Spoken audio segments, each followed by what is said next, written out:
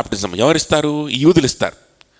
ఎందుకంటే యూదులు చాలా గొప్పవాళ్ళం, మేము దేవునికి చాలా దగ్గరగా ఉన్నవాళ్ళమి, అసలు ఫస్ట్ నుంచి దేవుడిని తెలుసుకున్న వాళ్ళం మేమే, చిన్నప్పటి నుంచి దేవునిలో ఉన్నాం అనేటువంటి గర్వం వాళ్ళకు ఉంటుంది. కాబట్టి ఆ ప్రాజిలైట్స్గా రండి యాక్సెప్ట్ చేస్తాం, బాప్టిజం తీసుకోండి అప్పుడు యాక్సెప్ట్ చేస్తాం అంటారనమాట. అది యూదుల పద్ధతి. అదే బాప్టిజాన్ని యోహాన్ ఇచ్చాడు. ప్రాజిలైట్ బాప్టిజం ఇస్తున్నాను అబ్బాయి అని చెప్పి, ఆయన కూడా యూదురే కదా. సో ఎస్, ప్రాజిలైట్ బాప్టిజం ఇస్తున్నాను రండి.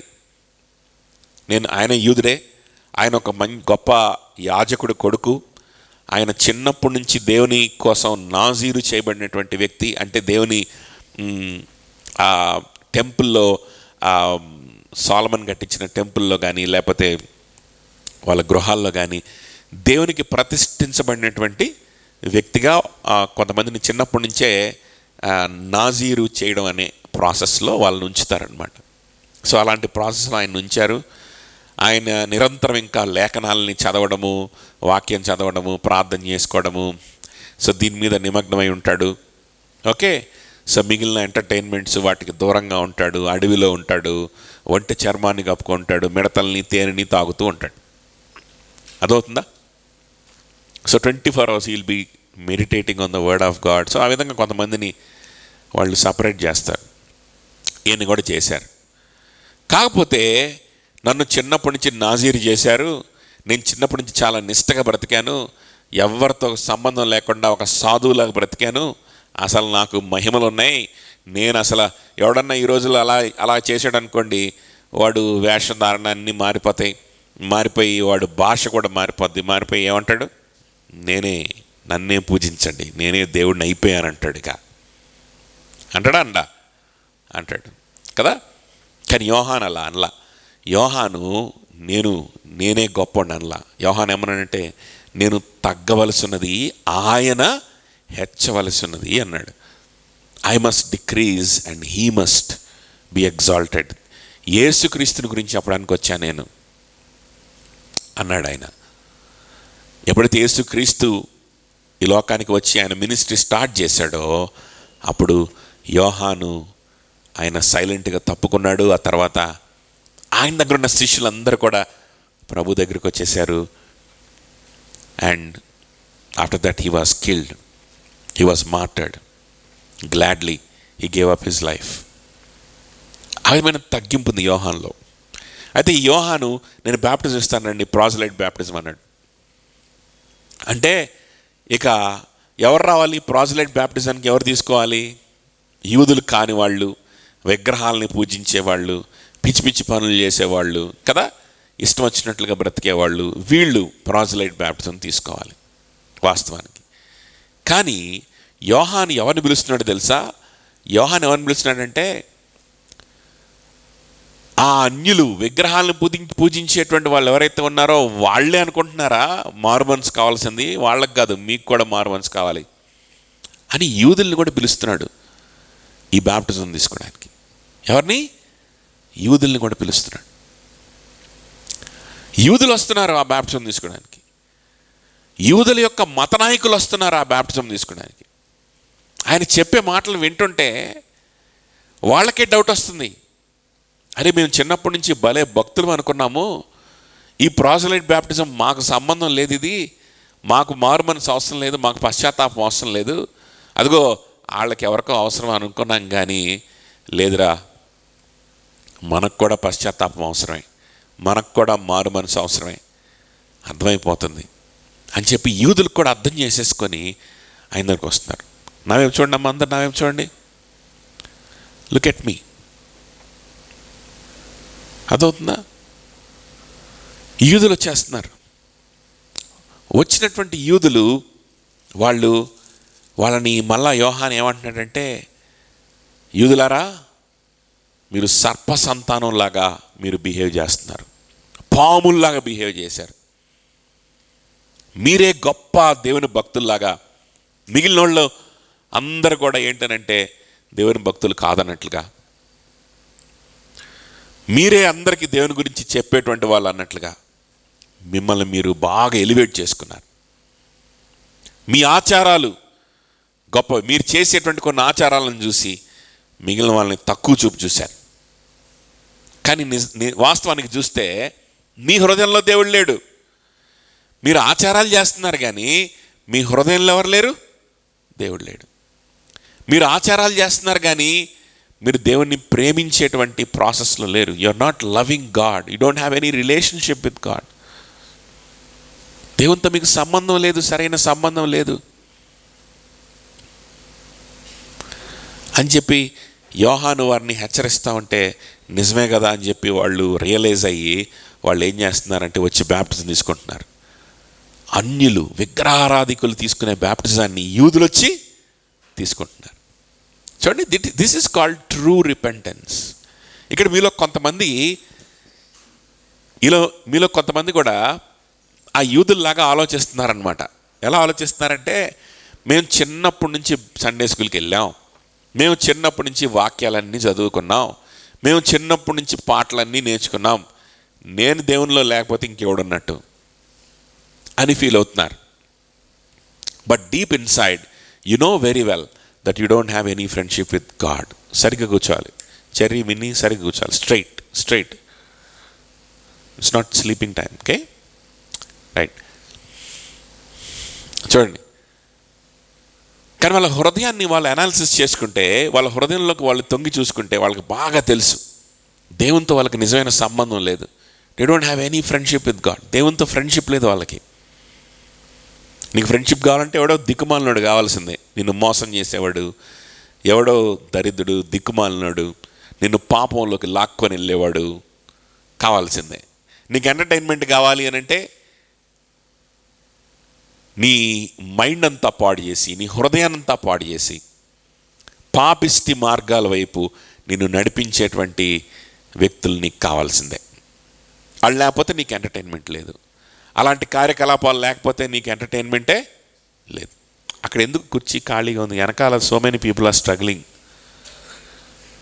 For the lack of chairs. ఎందుకంటే ఆ డబ్బా ఏంది? ఆ డబ్బా ఎందుకు కూర్చోబెట్టారు అక్కడ? ఎవరిది డబ్బా?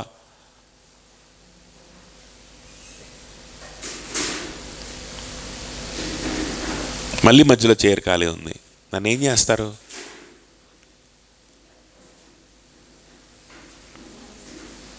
తీసి వెనకాలన్నా ఏంటి దాన్ని? అందరూ ఇప్పుడు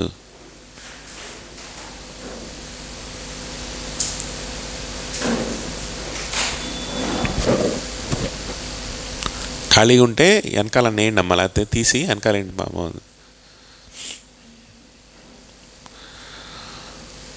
ఇంకొంచెం అంటే I think we can extend the rose. మరి వెనకాల కార్నర్ అయిపోయారు కదా, ముందుకు వచ్చేసేయచ్చు కొంతమంది. సరే, ఆఫ్టర్ మనకి ఆఫరింగ్ టైం అయిపోయిన తర్వాత after worship you can just rearrange your self. Okay కదా, ప్రాబ్లం లేదుగా? రైట్. వినిపిస్తుందా అక్కడికి చివరికి? సౌండ్ బాగానే ఉందా? పెట్టు కొంచెం. Hello, okay, right. సో ఈ యూదులు అందరూ వచ్చి ఆ బ్యాప్టిజం తీసుకుంటా ఉన్నారు. నిజానికి దేవునితో మాకు సంబంధం లేదనేటువంటి విషయాన్ని వాళ్ళు అర్థం చేసుకుంటా ఉన్నారనమాట. So this is called true repentance. మీలో కొంతమంది కూడా ఆ విధంగా ఉండొచ్చు.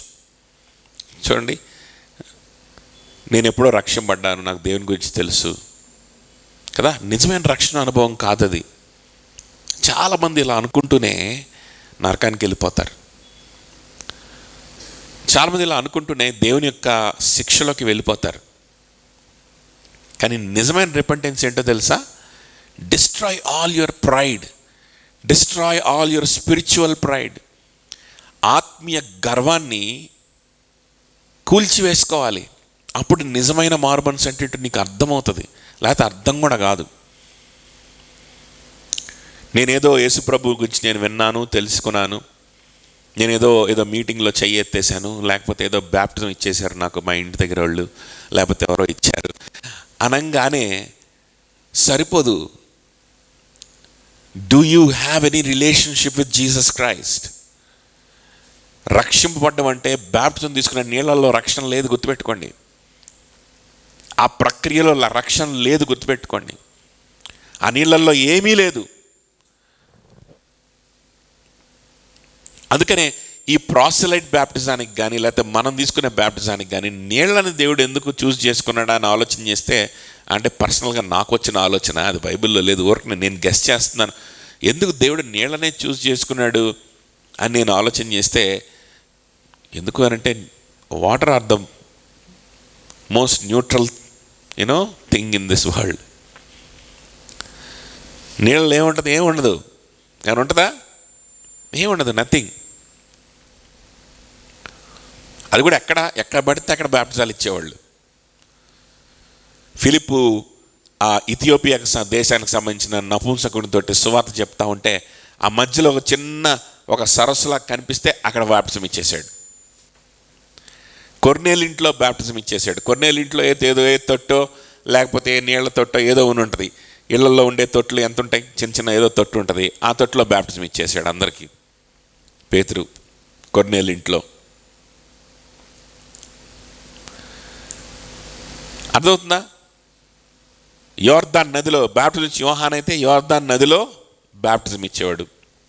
నీళ్ళు ఎక్కడ కనిపిస్తే అక్కడ మళ్ళీ నీళ్ళని తీసుకొచ్చి ఒక తొట్టులో పోసి దాన్ని మంత్రించి దానికి ప్రార్థనలు అవి చేసి ఏమీ చేయలేదు కదా.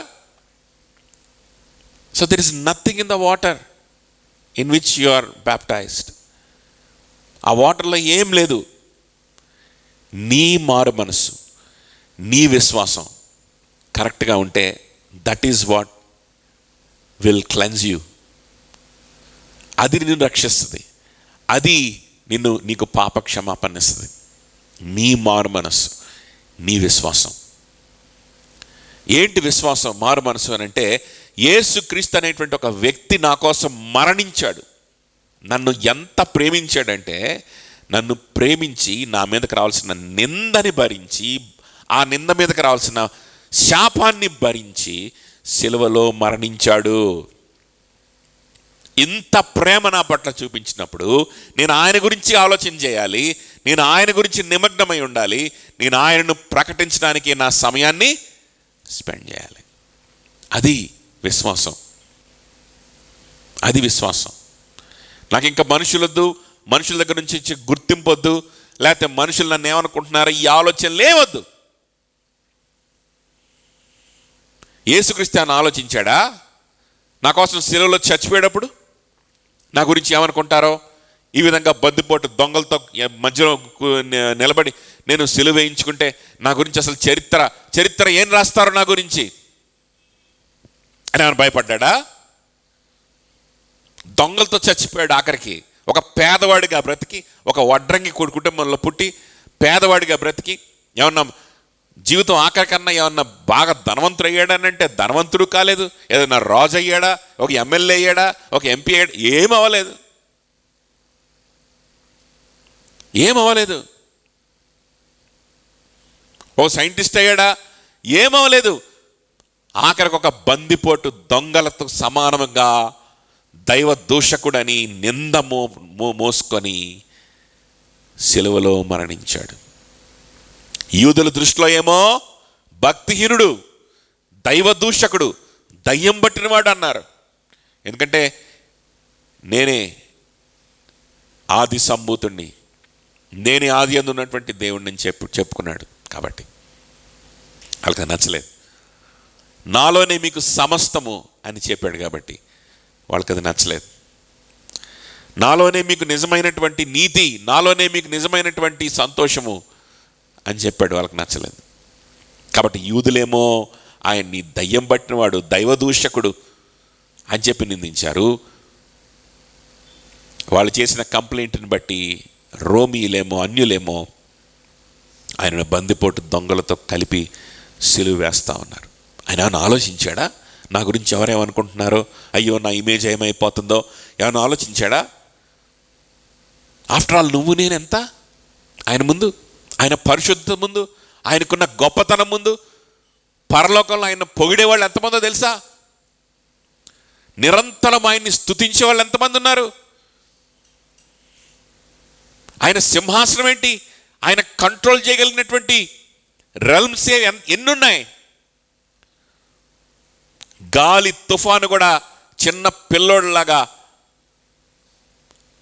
ఆయన మాట విన్నాయంట. బెత్తం పట్టుకొని వచ్చినటువంటి టీచరు క్లాసులోకి రాగానే ఎట్లాగైతే పిల్లలందరూ కామ్ అయిపోతారో, చిన్న పిల్లలు ఎల్కేజీ పిల్లల్లాగా కామ్ డౌన్, ఆయన నోటి మాటతోటి గాలి, తుఫాను, సముద్రము, అలలు, ఎల్కేజీ పిల్లలు కామ్ అయిపోయినట్టు కామ్ అయిపోయినాయి అంట. అదవుతుందా? ఆయన ముందు మనం ఎంత ఆయన ఆలోచించాడు, ఆయన గురించి ఆయన ఆలోచించాడు, ఈ లోకంలో ఆయన కలిగే మెప్పును గురించి, మనుషులు ఏమనుకుంటారని ఆలోచించాడా? ఆలోచించలేదే. నువ్వెంత, నేనెంత? ప్రభా నన్ను క్షమించయ్యా, నా కోసం నీ సమస్తాన్ని ఇచ్చావు, నేనేమో దేని గురించో ఆలోచిస్తున్నాను, నన్ను క్షమించు, నన్ను క్షమించు. నీ సమయం, నీ జీవితం అంతా నా కోసం ఇస్తే నేనేమో నా సమయాన్ని నేను రేషన్ చేసుకుంటున్నాను. నీకు వారంలో 1 గంట పెడతాను, వారంలో 2 గంటలు చర్చి, వీలైతే ఇంకొక గంట బైబిల్ స్టడీకి వెళ్దాం. ఎందుకంటే నేను చాలా గొప్పోడిని, ఎందుకంటే నాకు ఇంకా చాలా పనులు ఉన్నాయి, చాలా పంచాయతీలు ఉన్నాయి, నేను మెడికల్ స్టూడెంట్ని, నేను ఎట్లాగ వెళ్తాను చర్చికి అసలు?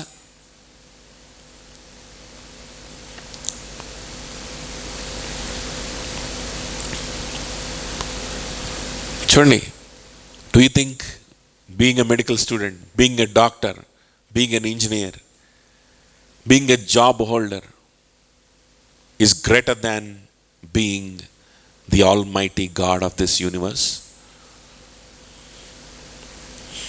ఆయనవేవి కూడా విడిచిపెట్టుకోకూడని భాగ్యమని ఎంచుకోలేదంట. ఆయనకున్నటువంటి క్రెడెన్షియల్స్తో మనం పోల్చుకుంటే how cheap are our credentials? మన సర్టిఫికెట్లు ఎంత, మన చదువులు ఎంత when compare to the almighty God? మనం ఏ పార్టీ వాళ్ళం? అవేవి కూడా విడిచిపెట్టుకోకూడదని ఆయన ఎంచుకోకుండా ఆయన ఈ లోకానికి దిగి వచ్చాడు, మానవ రూపాన్ని ధరించుకొని వచ్చాడు.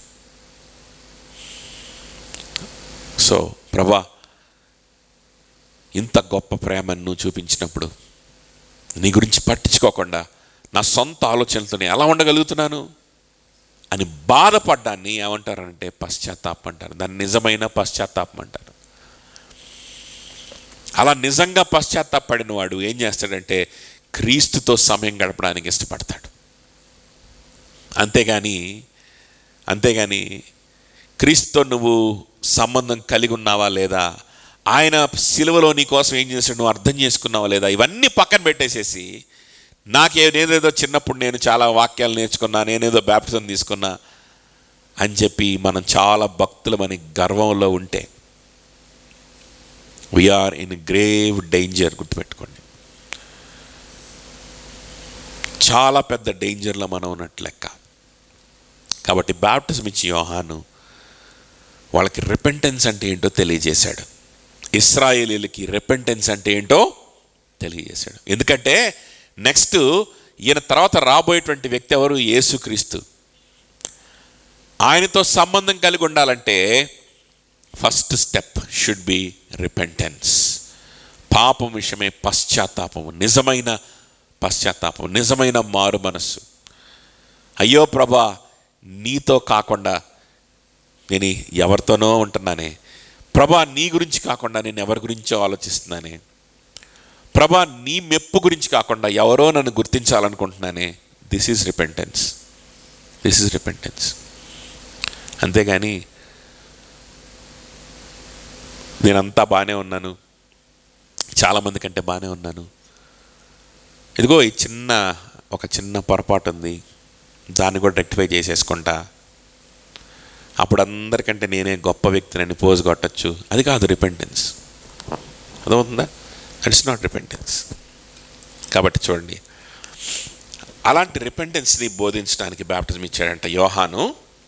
కానీ 16 చూడండి, అప్పుడు యోహాను నీళ్లతో బాప్టిజం ఇచ్చాను, కానీ మీరు పరిశుద్ధాత్మలో బాప్టిజం పొందుదురని ప్రభు చెప్పిన మాట నేను జ్ఞాపకం చేసుకుంటుంది. కాబట్టి ప్రభు అయిన యేసుక్రీస్తునందు విశ్వాసం ఉంచిన మనకు అనుగ్రహించినట్లు దేవుడు వారికి కూడా సమాన వరమును అనుగ్రహించి ఉండగా దేవుని అడ్డగించుటకు నేను ఏ పాటి వారినని చెప్పాను. సో ఒకరోజు ఇదే పేతురు ప్రసంగం చేస్తూ ఉంటే యూదులందరికీ దేవుడు అనుగ్రహించినటువంటి పరిశుద్ధాత్మను కొర్నేలింటి వారికి కూడా అనుగ్రహించాడని పేతురు అక్కడ చెప్తా ఉన్నాడు. సమాన వరము, మనకి ఏ వరమును అనుగ్రహించాడో వారికి అదే వరమును అనుగ్రహించాలనుకుంటున్నాడు. ఏంటి ఆ వరము? పరిశుద్ధాత్మ దేవుని సహవాసం అనే వరము. ఏ వరం అది? The friendship of the Holi Spirit God. ఇదేదో కరెంట్ షాక్ లాగా పైన నుంచి వచ్చేటువంటి ఏదో ఒక ఇది కాదు. పరిశుద్ధాత్మ అంటే, పరిశుద్ధాత్మ దేవుడు అంటే ఒక వ్యక్తి కదా. ఒక వ్యక్తి నన్ను పూనాడు అని మనం చెప్పగలుగుతామా? ఒక జీవిస్తున్నటువంటి వ్యక్తి. లేకపోతే ఆ వ్యక్తి నాలోకి దూరాడు అని చెప్పగలుగుతామా? ఆ పదాలు ఎవరికి ఉపయోగిస్తాం? అయ్యి దయ్యాలకి, భూతాలకి, లేకపోతే ఏవో దురాత్మ శక్తులకు ఉపయోగిస్తాం అలాంటి మాటలు. సజీవుడిగా ఉన్నటువంటి ఒక వ్యక్తికి అలాంటి మాటలు ఉపయోగించాం మనం. సజీవుడిగా ఉన్నటువంటి ఒక వ్యక్తి గురించి మనం మాట్లాడుతున్నప్పుడు అలాంటి మాటలు ఉపయోగించం. కానీ మనం ఏమంటామంటే ఆ వ్యక్తి నాతో స్నేహం చేస్తున్నాడు, ఆ వ్యక్తి నాతో సమయం గడుపుతున్నాడు, నేను ఆ వ్యక్తితో సమయం గడుపుతున్నా, నేను ఆ వ్యక్తితో స్నేహం చేస్తున్నా, ఇలా మాట్లాడతాం బ్రతుకున్న వ్యక్తి గురించి మాట్లాడడం. పరిశుద్ధాత్మ దేవుడు బ్రతికున్నటువంటి ఒక వ్యక్తి, గుర్తుపెట్టుకోండి. ఆయన చేత నింపబడ్డము అని అంటే ఆయనతో సంబంధం కలిగి ఉండడం, ఆయనతోటి స్నేహాన్ని కలిగి ఉండడం, ఆయనతో సంభాషణ చేయగలగడం, ఆయనతోటి కలిసి జీవించగలగడం, ఆయనతో కలిసి మన హృదయాన్ని పంచుకోగలగడం, మన ఆలోచనల్ని పంచుకోగలగడం. That is being filled with the Holi spirit. It's nothing but doing friendship with him.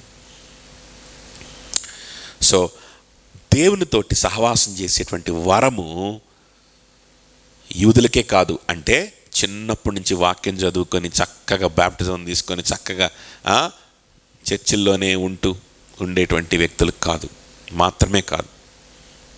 క్రొత్తగా ఇప్పుడు దాకా ప్రభు గురించి ఆలోచించకుండా ఉన్నటువంటి ప్రతి ఒక్కరిని కూడా ఆయన స్నేహంతో నింపడానికి ఆయన ఇష్టపడతా ఉన్నాడు. ఇన్ఫ్యాక్ట్ విగ్రహారాధన చేసే వాళ్ళకి, విచ్చలవిడిగా జీవిస్తున్నటువంటి వారితో ఆయన స్నేహం చేస్తున్నాడు. కానీ చిన్నప్పటి నుంచి వాక్యం చదువుకున్న కొంతమంది యూదులతో ఆయన స్నేహం చేద్దాం అనుకుంటున్నాడు, కానీ వాళ్ళు చేయట్లేదు. ఈరోజు మన పరిస్థితి ఎట్లా ఉంది అనేది మనం ఆలోచన చేసుకుందాం. పశ్చాత్తాపము నీలో కలిగినప్పుడంట పరిశుద్ధాత్మ దేవునితోటి సహవాసమును దేవుడు అనుగ్రహిస్తాడు. అదవుతుందా?